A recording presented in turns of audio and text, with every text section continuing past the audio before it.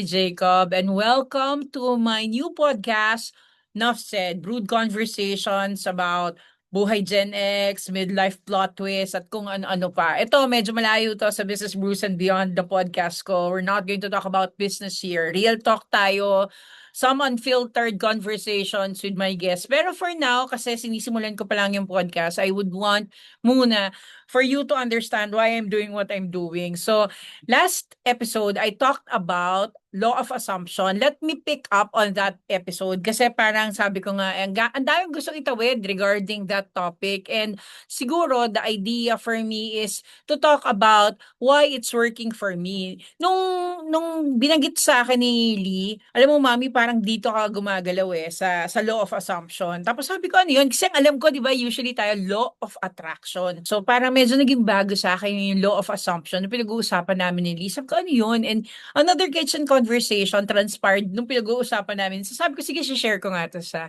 podcast ko now. So parang for me, law of assumption is something that simula pagkabata pa, without me knowing, yun yung parang ginagawa ko na even if hindi pa sa akin, like, talagang iisipin ko, andiyan na yan. And I don't want to think about it as hindi sa akin. When I talk about things, I don't talk about things na parang wala pa.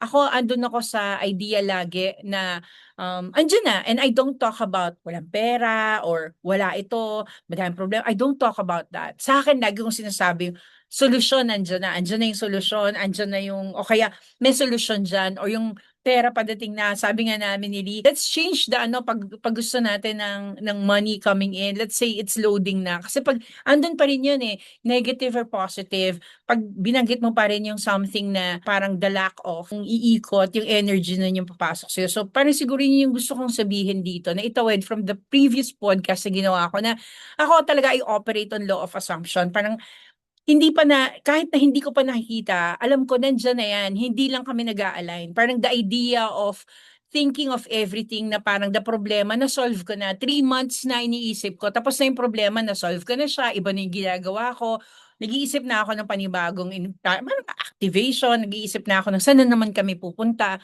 So I don't want to think of kung ano yung nagiging issue, nagiging problema. Siguro part of me, lagi kong naiisip na if I dwell on those vibrations, on those energy, lalo lang akong makakaramdam ng parang hindi ko to maitatawid, hindi ko to magagawa. And even yung mga anak ko and people around me, they know that I operate on the idea na, alam mo yon, I need to be happy every time. It doesn't necessarily need to be parang sobra kailangan, marami kang pera, kailangan lahat, na-solve na ito, hindi. I just feel na parang ako napakasimple nga lang sa akin Yung alam mo yung pagpupunta ka sa mall, kahit bumili ka lang ng ballpen or paper, 'di ba meron sa ating may mga ganon, makabili lang tayo stationery. Or ako, sa akin, yung lipstick. Lipstick sa akin is a very, very good therapy. Parang retail therapy ko yan, lipstick. Makabili ako ng lipstick, tapos parang, kasi mura lang siya. Pag nilagay mo sa lips mo, it brightens your day. Parang feeling mo, parang there's something na may power yung lipstick lalo. Pag halimbawa, nabili mo siya, ito yung favorite shade mo, o ito yung gusto mong shade, tapos bagong-bago pa siya, ininagay mo siya sa lips mo pagkatapos na pangiti ka. So, it's a retail therapy for me, and siguro music, when I buy something, the feeling ko parang it brings back good memories. Bibili ako ng CD, bibili ako ng dati ng cassette, pag-iipunan ko pa talaga yan. And once happy ako, ang dami ko nagagawa. I don't want to think of things na parang kailangan, alam mo yon, yung umabot sa utak ko na kailangan solving ko to, ayusin ko to, ganyan-ganyan. Alam ko masasolve na yan. Alam ko solve na nga yan Hindi ko na nga iniisip na kailangan problema pa yan When I was young, sabi ko nga, gusto kong mag-aral sa ganito. Hindi ko talaga tinantanan, talagang iniisip ko na naglalakad ako sa hallway ng UST. Alam mo, nagde-design ako, pinapaint ko yung mga rebulto doon. And it happened. Siguro bago ako mag-abroad, naglalakad ako. Kung familiar kayo sa Shangri-La, dun sa may intersection ng EDSA, naglalakad ako, tapos mga manikin doon, kasi katabi doon, Starbucks malapit sa Rustans. Actually, yung Rustans na yun, talagang sinasabi ko na balang araw, maglalakad din ako sa isang area na ganyan din na nakikita ko, pero nasa ibang bansa na ako. And that happened. In like how many years lang nangyari yun. And I was walking in a posh area sa Middle East, sa Qatar, tapos nakita ko yun, tapos naalala ko, ito na, nag-align na, ito na yung iniisip ko. Marami akong, alam mo yung marami akong naisip before na feeling ko, andyan na, hindi lang nag-a-align. So I think that is how law of assumption operates. Yung maniwala ka na nasa iyo na siya and the universe will conspire talaga. Ako ito, katulad niyan, I'm here. Thank you nga pala, shout out sa partner ko. He has this Studio 27 here in Chrismore. If you happen to, parang pass by, you want to create music, you want to learn how to play the drums, how to play the guitar or bass, I have an awesome instructor here. Talagang ang lupit na to sa bass at saka sa drum. So if you want to learn, andito ako sa Studio 27 and you can drop by and yung mga sound system, lights niya at dito sa studio, you can, create music here. So yun nga, shout out sa Studio 27 and thank you for allowing me to do my podcast here para maiba naman yung usually nasa likod ko yung mga Gen X toys ko, 'di ba? Yun na, mabalik tayo. Ako, isa sa mga minanifest ko yun, I want to have yun parang a studio business and who would ever think na yung magiging partner ko may studio tapos we would be helping each other. Isa sa minanifest ko din is to speak in different countries. Sino ako? For me, hindi ko naisip na parang mangyayari yun sa akin. But for whatever reason, bigla ako na-align sa mga tao na digital nomads who go around different countries talking about their stories. And I realized, gusto ko rin to That was 2018, nag-start kami and na-meet ko sila Drew Binsky, Humans of New York, Nas Daily. Ayan, marami ako na-meet and that inspired me to go to different countries also to share my story. Be a voice, not just an echo of something. Ako, naiisip ko yung mga pinagagawa ako. Minsan natatawa na lang ako habang nagkakape ko sa umaga. Sasabihin ko, grabe nagawa ko yon na nangyari yon and all those things. So, siguro yun yung lalo nagva-validate sa akin nung idea na parang pag gustong-gusto mo, isipin mo, ramdamin mo, halos na amoy mo na, halos na tikman mo na, halos alam mo na kung ano yung nung nangyayari, kung paano ka gumagalaw, and talagang yung universe ang mag-a-align nun sa'yo. Ngayon, ang dami kong naisip before. Sabi ko, gusto kong magkaroon ng ganito, gusto kong pumunta sa Bali. Dati, kinukwento lang sa akin Bali. Ngayon, siguro mga ilang times na ako, 7 or something times, pabalik-balik over the years sa Bali. And I've been creating activations there, making friends, having business partners.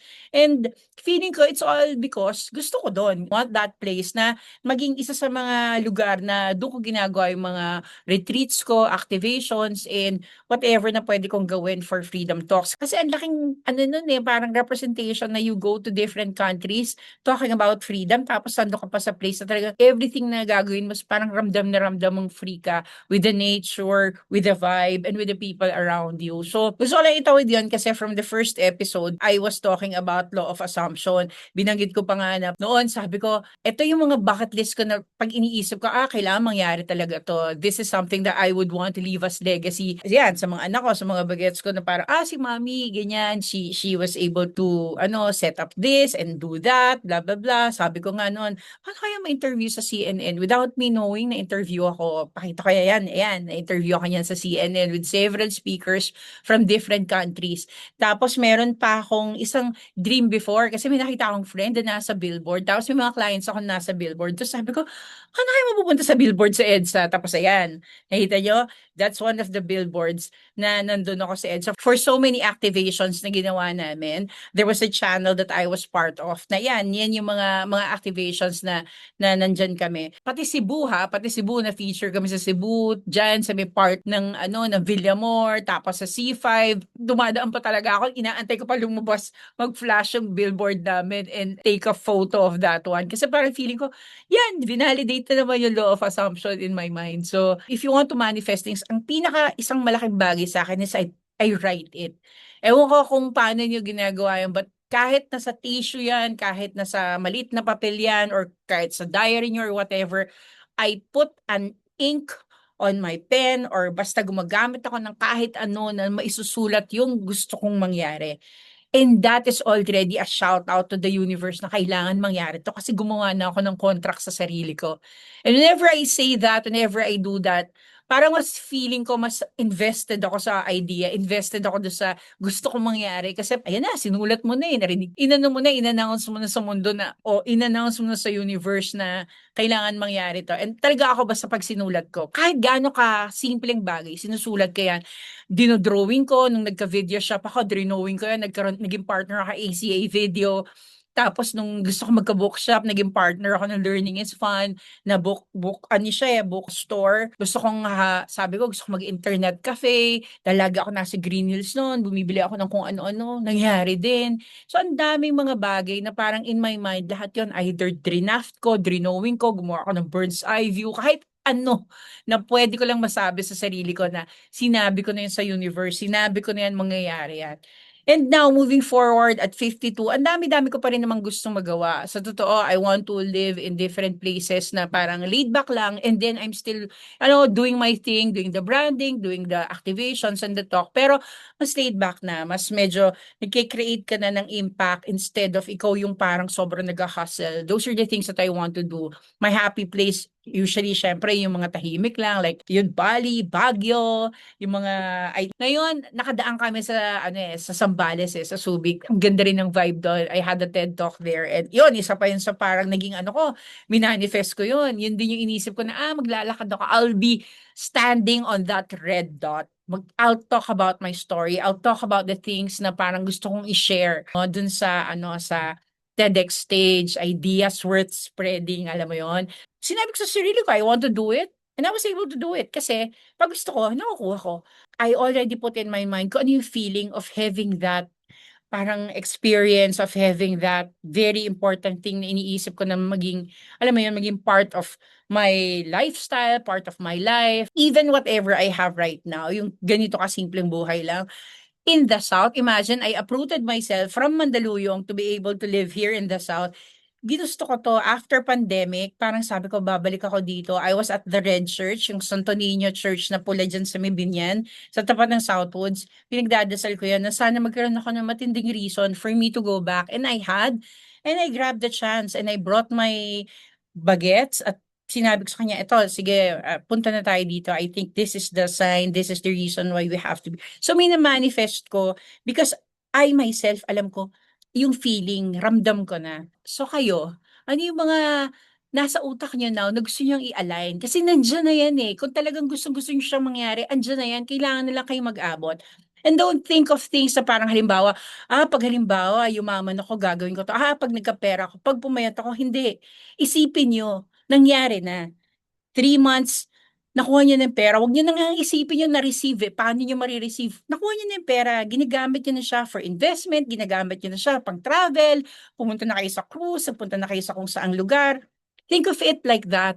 Tapos, pabalik yon, pabalik niyo yun, maiisip paano mangyayari, paano niyo makukuha, paano mag-a-align sa reality niyo. Lahat naman tayo, may kanya-kanyang diskarte. Pero feeling ko lahat ng fina-follow ko now, yung mga tao na talagang kini-claim nila na kanila na yung gusto nilang makuha, kanila na yung success, kanila na 'to, kanila na yung itong bahay, kanila na 'to yung business, sobrang naniwala sila na binigay sa kanila ng universe. And siyempre malaking bagay na ipinagdadasal mo yun, whatever religion, whatever faith na meron ka, malaking bagay, may ina-anchoran kang isang bagay na nagpapalakas ng loob mo, ng faith mo, nagbibigay sa'yo ng, alam mo yun, much needed boost na somebody's out there na who has your back, parang ganon. So, I think that's it. Kahapon pa dapat nag-create na ako ng episode. Kaya lang sabi nga ni Lee, huwag may pilit ko, wala ka pang gustong i-share. Ako naisip ko, I was really thinking of talking about music, pero may naisip ako, someone in mind to share that episode with na mahilig sa kanta, mahilig sa lyrics. Marami pwede i-share. Kanina lang while driving may narinig kami ng partner ko, yung Best of Me na ni David Foster ata. Yan, let me know kung tama. Si David Foster ata yan, Olivia Newton-John. Pero I think yung being reminded of something because of a song, of a lyrics, yun yung gusto kong maging topic sana kanina. Pero hindi ko natuloy kasi parang hindi yun, hindi ako nasa space na yun. But ang daming gusto i-share, and these are, and gusto ko, ready ako when I talk about it. And baka nga pwede pa ako mag-invite ng someone who can, you can share more about yung mga ganong mga topics also. So, yun lang, gusto ko lang sanang i-share sa inyo how things are working for me, how I was able to get what I want, how things how easy for me to gravitate to the reality na gusto ko. So at the end of the day, isa lang naman ang gusto kong i-remind sa lahat na we all have our own discartes, we all have our own way to handle things. Pero siguro if we really want to manifest something, yung energy talaga na mararamdaman ng universe is kailangan manggaling sa'yo. Kailangan manggaling sa'yo na gustong-gusto mo to. No ifs, no buts, 'di ba? Kailangan maramdaman mo na gusto mo siya, kailangan mangyari sa'yo, i-align ka ng universe. So, yun lang. This is Coach Celia Jacob for Enough Said. Kape, kwento, kita-kits.